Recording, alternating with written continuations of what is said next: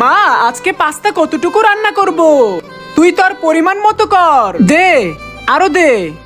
আচ্ছা ঠিক আছে মা, আরো দে। কি আরো দিব? দিতে থাক। হ্যাঁ দে, আরো দে। দে দে। কি বলছে? দে। আরে দিতে দিতে তো সবই দিয়ে দিলাম, আর তো অল্প কিছু আছে। আচ্ছা ঠিক আছে, আমি সবই দিয়ে দিচ্ছি। হ্যাঁ, আরে কি সব দিয়ে দিবি? হায় রে আল্লাহ। হ্যাঁ, তোমার কথা দূর থেকে শোনা যায় না। আরে মা বলেছে সবগুলোই রান্না করে ফেলতে। ও আচ্ছা ঠিক আছে, আমি তাহলে সবগুলোই রান্না করছি। বন্ধুরা, তোমরা যদি আপেল খেয়ে থাকো ভিডিওতে লাইক করে দাও, চকলেট খেয়ে থাকলে চ্যানেলটিকে সাবস্ক্রাইব করে দাও, আর তোমরা কোন ক্লাসে পড়ো সেটা কমেন্টে লিখে দাও।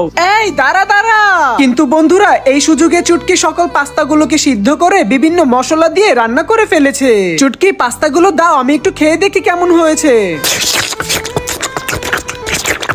এই রাজু চুটকি, তোরা কি পাস্তা রান্না করে ফেলেছিস নাকি? হ্যাঁ, রান্না তো করে ফেলেছি। ও, কিন্তু এইটুকু কেন? আমার জন্য একটু রান্না করবি না? আরে করেছি তো, এই দেখো কতগুলো। তুমি তো বলেছিলে দাও দাও দাও, এজন্য আমি বেশি করে রান্না করে ফেলেছি। হ্যাঁ, তাই বলে এতগুলো? এগুলো কত বছরে খাবো আমরা? তুই কোনো একটা কাজ করলে চুটকি? আরে মা, তুমিই তো আমাকে বলেছিলে দাও দাও দাও। আরে ওইখানে আমি চুল ধুচ্ছিলাম তো। হ্যাঁ, তাহলে এগুলোর কি হবে? হ্যাঁ, এখন তুমি বসে বসে পাস্তাগুলোকে খাবে। নাও ধরো। এতগুলো আমি একা কি করে খাবো? আচ্ছা একটু খেয়ে দেখি। আরে অনেক মজা হয়েছে তো।